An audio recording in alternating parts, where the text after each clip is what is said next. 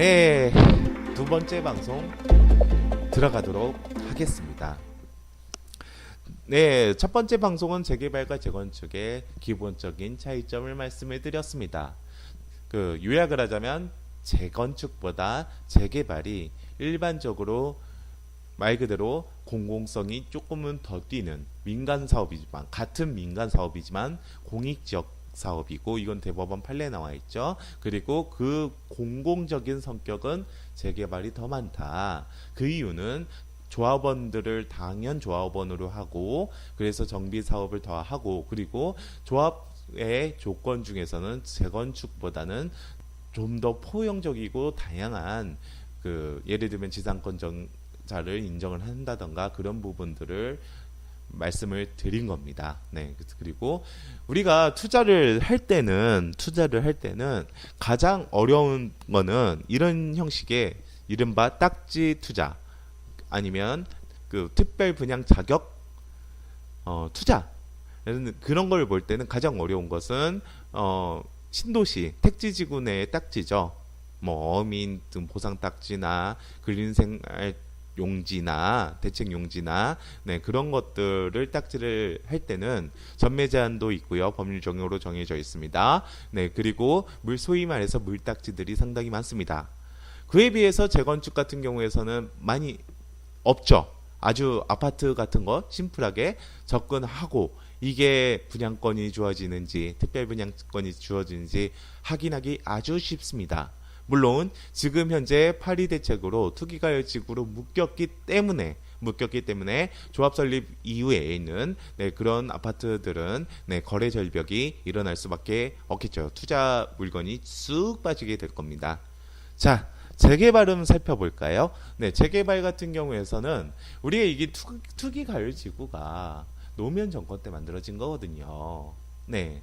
근데 그때 당시에도 재개발은 재건축보다 더 떴습니다. 물론 재건축도 많이 떴지만, 네, 이유는 뭐냐면, 그러니까 같이 떴죠. 같이 뜬 이유가 바로 그겁니다. 뭐냐면, 죄송합니다. 워딩을 고칠게요. 물론 재건축이 계속 떴지만 재개발도 만만치 않게 많이 떴습니다. 근데 재건축은 막되 재개발을 막지 않았던 건, 물론 재건축이 그때 당시에는 투기의 광풍이었고, 투기를 막기 위한 최후의 보류였기 때문에 어쩔 수 없었지만, 재개발은 말 그대로 서민층 그리고 급빈층들이 그리고 계층 간의 차이가 많은 분들이 많이 살고 있는 곳을 개발하기 때문에 그렇습니다. 이건 제 의견입니다. 네, 제 사견입니다. 네, 100% 제 사견이고요. 네, 그런 상태에서의 재개발과 지금 현재의 차이에서는, 왜 그때 당시에는 안 막았고 그한 이유가 있었거든요. 재건축만 막았는데 굳이 잘 있는 도정법을 개정을 하면서 요번에 재개발도 막을 거다. 이유는 저는 모르겠어요. 물론 재개발 지역도 토지 지분 평당가를 따지잖아요. 근데 평당가 어마어마했던 데가 용산 지역이 많죠. 근데 재건축은 그 범위가 더 큽니다. 엄청 큽니다. 재개발 같은 경우에서는 일부 뉴타운 지역 제외하고, 네, 그리고 수도권 지역에서 지금 조금 진행되는 곳 제외하고, 용산 지역 제외하고 몇 없잖아요. 근데 재건축은 서울 웬만한 재건축 같은 경우에서는 진행이 된다고 한다면, 소위 정부가 모니터링을 해야 되는 그 가격 수요나 아니면 투기적인 투자가 더 크다는 거죠. 우리는 항상 얘기를 합니다. 재개발, 재건축.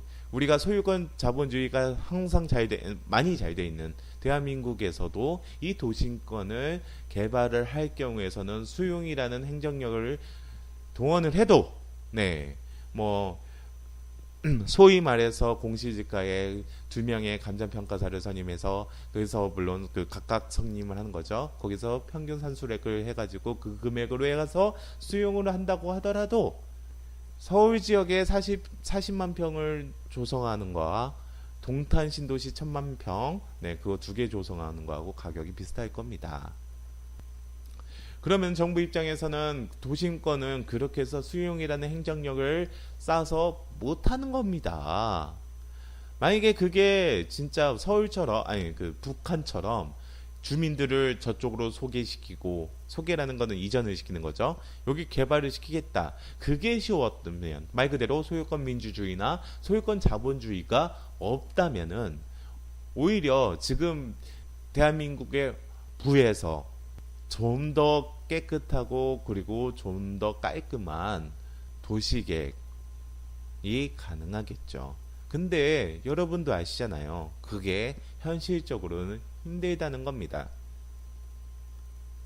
그래서 그 대안이 니네들한테, 즉 소유자들한테 그 민간 사업의 그 개발 이익을 줄 테니 네, 정비를 해라, 재건축을 해라 라는 겁니다. 이거는 대단한 거죠. 네, 사업 자체만 본다고 한다면 이상향이죠. 그러면은 제가 말씀드렸지만 재개발과 재건축의 목표는 아파트입니다. 이유는 아파트가 돈이 제일 남기 때문에 그러는 거고요. 진행이 가능하기 때문에 그렇습니다. 근데 그 진행이 안 되기 때문에 아파트를 조성을 해도 때려 죽어도 지금 음마아파트가 네, 도심위에서 네, 도시계획 심의위에서 그 빠꾸 먹었거든요. 층수 문제 때문에 빠꾸를 먹었는데 왜 음마아파트는 나는 49층 이상을 그렇게 짓고 싶습니다 라고 얘기를 해야 되고, 그리고 도시계획 심의위에서는 우리가 그 서울플랜 2030 봐봐, 도시기본계획 봐봐, 관악산에서 살펴볼 때 서울 전 지역이 봐야 돼. 근데 네가 이렇게 올라가면 시야를 가리잖아 라고 합니다. 네, 그것 때문에 그 층수 제한이 그것 때문에 생겼다는 얘기들을 많이 하죠. 네, 그게 맞는 것 같고요. 제가 봤을 때도. 네, 그렇게 해가지고 지금 그 도심위에서 네, 빠꾸를 먹었습니다. 네, 지금 현재는 도심위에서 빠꾸를 계속 주고 있는 상태죠. 네, 우리가 참여정부 때는 좀 다르게 빠꾸를 줬습니다. 음마아파트는 그때도 빠꾸를 계속 먹었어요. 빠꾸 하니까. 그러니까 그 떨어졌어요. 떨어졌는데 왜 떨어졌냐면 그 안전진단으로 떨어졌습니다. 네, 안전진단을 정치적인 이유로. 네, 이건 솔직히 말씀드려서 물론 그 노무현 정권 때 안전진단이 상당히 강화가 됐거든요. 한국감정원을 그쪽에 집어넣었죠. 네, 심의기관으로 집어넣습니다. 네, 그 전에는 그 조건부 안전진단 즉 그 재건축 가능 네, 등급이 조건부까지 포함해서 약 95%였나요? 네. 그 책에서 본 것 같은데 여하튼 요식행위였습니다. 쉽게 말씀드려서 요식행위였지만 그것을 완전 네, 진짜 안전진단 같은 안전진단에 진행했고요. 그때 당시에는 음마아파트는 뭐 거짓말 1대1 재건축 그리고 그렇게 막 사업성이 나오지도 않았는데 그 주민의 열망으로 인해서 우리가 뭐 압구정동 뭐 현대아파트나 그런 것들을 얘기를 하면서도 네, 뭐 선도아파트들 뭐 여러 분야의 선도아파트들 얘기하면서도 재건축의 그 선도아파트의 가장 큰 일대장은 예전부터 음마아파트였거든요. 네. 지금은 좀 분위기가 약간 다르긴 하지만, 네, 그랬던 것 같습니다. 네. 그때는 안전진단에서 빠꾸를 계속 줬어요. 그러면은 진행이 계속 늘어졌죠. 지금 같은 경우에서는 층수 제한으로 빠꾸를 또 줍니다. 얼마나 열받겠어요. 네. 얼마나 열받겠습니까? 여하튼, 제가 봤을 때는 이 도시계획 심의위원회도 그, 소위 말해서, 네, 그 정치의 네, 이념적인 프레임이 어쩔 수 없이 들어간다. 왜 그러냐면 그 도시기본 계획 자체를 서울시 예를 들면은 그 어느 정권이 어느 지방 정권 예를 들면 지금은 진보 정권의 박원순 시장님이 계시잖아요. 네. 그러면은 뭐 환경 친화적이다. 그러면 거기에 맞춰서 다 져야 되는 겁니다. 그거는 거기에 대해서의 제한은 지켜줄 수밖에 없거든요. 도시기본 계획에서 그는 국계법에 따르는 거기 때문에 어느 신문에서는 이게 도시기본 계획이 법률에 의거되지 않는 건데 너무 제한하는 거 아니냐라고 얘기하는 건데 그건 뭣도 모르고 네, 뭣도 모르고 얘기하는 겁니다. 물론 법률은 상급, 하급, 네, 그런 걸로 따지면 안 되지만 우리가 구토 계획 및 이용에 관한 법률이 기준 그 근거로 도시 기본 계획이 나오는 거고 이 국계법, 소위 말해서 이 국계법은 도시계획의 헌법이라고 보시면 돼요. 네, 그렇기 때문에 강력한 그 근거법을 가지고 하는 거기 때문에 네, 뭐 무슨 환경이었나? 거기서 나왔던 그 말은 말이 안 되는 겁니다. 네. 제가 또 말이 계속 갔는데 여하튼 그렇게 제한들을 걸리는 겁니다. 네, 이제 그 제한을 다시 재개발로 간다는 거죠. 우리가 과거에 생애 주기를 본다고 한다면 그 박근혜 정부 때는 신도시의 병폐를 많이 알았고 그리고 우리가 이명박 정부의 가장 그 브레인으로 생각을 했던 그 그린벨트를 풀어가지고 국가가 가지고 있는 그린벨트를 풀어가지고 그거 가지고 그 보금자리 주택을 만들었죠. 가격이 쌌습니다. 왜요? 그 도심권이나 조금 외곽이지만 조금 그래도 도심에 가까워 있는 거를 토지가 조성이 갑자기 되면서 가격이 쌌죠. 그러면 그 보금자리 주택은 왜 스톱이 됐느냐? 최종 소유자인 우리가 아니라 건설사 때문에 그렇습니다. 네, 건설사가 그 건설사도 지금 택지를 못 받아서 아우성인데 또 특히 중견 이하 같은 건설사 도급순이 조금 떨어지는 분들은 지금 난리가 났거든요. 시행을 하고 싶어도 땅이 없는 거예요. 그러니까 쉽게 말씀드려서 지주 작업, 즉 시행에 지주 작업을 해가지고 땅을 조성을 해야 됩니다. 아니면 LH에서 그 낙찰을 받는다던가 아니면 지주 작업을 해가지고 진행을 한다던가 여하튼 땅이 있어야 되는데 국가에서 원래 개발이 안 됐던 것들을 아주 그거를 풀어가지고 싼 값에 시행을 해버리는 거예요. 그러면은 자기는 지주작업 힘들게 해가지고 돈도 많이 주고 막 이후에 법률적인 리스크, 시간적인 리스크 해가지고 다 그 진행을 하면서도 그 좀 이윤이라는 걸 남아야 되는데 그것보다 막강한 보금자리 주택들에 사람들이 몰리다 보니까 자기 상품이 생산성이 안 맞는 거죠. 그렇기 때문에 그 징징거리면서 박근혜 정부 때 풀어줘, 없애줘 해서 박근혜 정부가 없앴습니다. 그러면 박근혜 정부는 그때 뭘 했냐? 재개발 재건축을 엄청 풀었죠. 30년 제한도 마찬가지고요. 임대주택 비율을 완화를 시켰습니다. 엄청 완화를 시킨 겁니다. 이거는 우리가 그 민선 지자체에서 그 한도와 최고 한도와 그리고 밑에는 한도가 없는 걸로 알고 있습니다. 민대주택 비율을 정하기로 했는데, 네, 민선지자체잖아요. 표를 받아야 되는 민선지자체이기 때문에 그 17%가 기본 한도인데 거기서 엄청 깎아준 거죠. 네, 깎아준 거죠. 임대주택은 이게 조합원의 수익이 아닙니다. 네, 수익이 아닙니다. 이거는 그냥 그 뺏기는 거예요. 쉽게 말씀드려서 LH 등에서 뺏기는 겁니다. 네, 그러면 그게 뭐 시프트가 된다던가 아니면은 말 그대로 임대주택이 되는 거죠. 네, 그거는 임대주택, 네, 그런 것도 마찬가지고요. 요번에 초과이익 환수 제도가 내년부터인가요? 내년부터 그 스타트인가요? 네, 그렇게 되는 것 같은데, 네, 이 초과이익 환수도 말 그대로 이거는 법률 자체 말 그대로 용어 자체가 초과이익 환수인데 임대주택도 말 그대로 초과이익 환수의 한 제도입니다. 네, 제도입니다. 즉 70에서 100을 만들어야 되는데 그리고 100을 만들고 30을 나눠야 되는데 정부에서는 야 니네들 네, 법률적인 지원도 해주고 그 원래는 민간 사업은 그 수용을 못 하는데 우리가 80% 이상만 동의를 받으면 그 수용과 비슷한 권리를 줬잖아. 그렇기 때문에 이 사업은 공익적인 사업이기 때문에 이런 거를 해야겠어.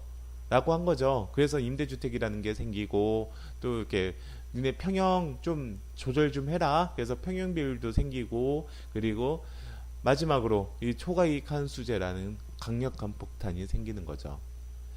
근데 자 이런 얘기는 해요. 초과이익 환수제가 처음에 생기고 그리고 2012년도에 계속 유예가 됐다가 요번에 진행이 되는 걸로 알고 있는데 근데 이 초과이익 환수 했을 때 실질적으로 받은 거뒀던 금액이 44억인가 44억뿐이 안 됩니다. 그때는 그 초과 이익이라는 게 많이 남았을 수 있었던 시절이었기 때문에. 근데 제가 항상 말씀드리지만 요번에 이 초과이익 한수로 받은 금액에 대해서의 기본적인 그 금액을 기준으로 한 그 재원으로 하는 기금들이 만들어지고 있어요. 그러면 요번에는 걷겠다는 의사 표시일 수도 있습니다. 강력하게 걷겠다 라는 겁니다.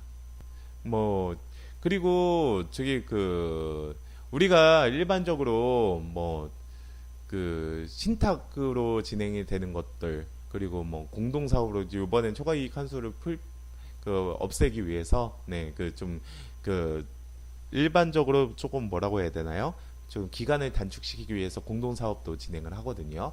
지분제나 도급제가 아닌 그런 경우에서도 예를 들면 신탁 같은 경우에서도 개정안이 생겨가지고 초과이익 한수에 진행을 하는 진행을 적용을 받는 것도 그 개정안이 만들어지고 있습니다. 그러면은 이거는 국가에서 요번에는 진짜로 걷겠다라는 의사표시가 될 수도 있다는 얘기입니다. 제 생각은 이런 거죠. 그런 겁니다. 근데 지금은 진행이 잘 안 되고 있는 상태입니다. 그래서 제가 항상 말씀드렸지만 첫 번째에서도 말씀드렸지만 그 땅값의 상승률이 그리고 그 우리가 재건축이나 재개발에서 얻을 수 있는 기대 수익률을 상회하기 때문에 본질적으로는 진행이 어렵다라는 것이고요. 그렇기 때문에 너무 진행이 안 되다 보니까 박원순 시장은 그러면 군소 규모로 진행이 해라. 가로주택 정비사업 같은 것들 진행할 수 있게 만들어 놓고, 그리고 기존의 정비사업은 우리 박원순 시장이 추진하는 것에 맞게 해야 되기 때문에 정비사업들을 차근차근 해제를 시키고 있습니다. 근데 제가 항상 말씀드리지만 정비사업의 공익성은 재개발이 훨씬 많은데 이 거래 절벽을 재개발해 주면 이 재개발 지역에 사는, 재개발은 말 그대로 없는 분이 사는 겁니다. 일반 구도심이라고 하더라도 없는 분이 사는 곳입니다. 계층 간의 그 격차도 크고요. 이 상태에서 거래 절벽마저도 준다고 한다면 많이 힘들겠죠. 그러면은 말 그대로 구입을 하는 사람들, 이게 법률적인 거는 항상 그 법률이 만들어질 때, 이 법률이 처음 공표가 될 때 세상이 어떻게 변화가 될지 사람들은 모르기 때문에 최악을 생각을 하거든요. 만약에 재개발 지역에서 구입을 빌라를 신축으로 받는다던가 하는 분들은 언젠가 나는 쫓겨나겠네. 예전에는 그 신축 빌라들이나 일반 빌라들이 여보 요번에 좀 어렵게 살지만 이거 재개발 되면 우리 특별 분양도 받고 아파트에서 살자 라고 접근하는 사람들도 의외로 많거든요. 그래서 재개발 지역에 가장 예전에 재개발이 잘 될 때는 우리가 재개발 지정됐을 때, 그러니까 재개발 지역으로 지정이 되고 예정지에서 지역으로 지정이 됐을 때는 개발 행위를 못합니다. 그 도시 정비 계획에 따르지 않는 개발 계획을 못합니다. 실제적으로 신축을 못한다는 거죠. 근데 그 전에 건축 허가를 받은 사람들은 기득권 인정을 받기 때문에 우리가 예정지잖아요. 여기가 지정이 될 수도 있잖아요. 그러면 그 전에 이미 건축 허가들은 다 받는 거예요. 그리고 지정됐을 때 올리는 거죠. 그리고 조합원 설립되기 전에, 이거는 약간 다르거든요. 이건 다물권자, 신축 지분 쪼개기를 막기 위해서 다물권자도 제한이 있습니다. 분양 조합원 승계 제한이 있는데, 그거를 막기 위해서는 조합 설립 전에 다 팔아먹는 겁니다. 그러면 이 사람들은, 사는 사람들은 누구냐? 신혼부부들, 지금은 돈이 없어가지고 이 빌라에 살지만 여기가 재개발이 돼서 나중에 올라가면 그 아파트에 살겠다 라고 접근하는 사람들이 상당히 많았습니다. 근데 그것들이 힘들어질 거다 라는 이야기를 하는 거죠. 네, 그런 거래 절벽이 많을 거다. 그리고 유봉권으로서는 지금 그나마 추진이 되는 뉴타운 지역들이나 그리고 용산 재개발에 강력하고 아주 어마어마하게 무시무시하게 라는 부분도 있다. 차이점이 있다라는 겁니다. 네. 자, 우리가 이런 조합원 승계가 안 된다라는 것은 나중에 조합원 분양가를 못 받는다는 거거든요. 그때 법률적인 쟁점이 있습니다. 그 법률적인 쟁점은 3부에 말씀을 드리도록 할게요. 네, 부동산 엑스파일 굿모닝 신소장의 신소장이었습니다.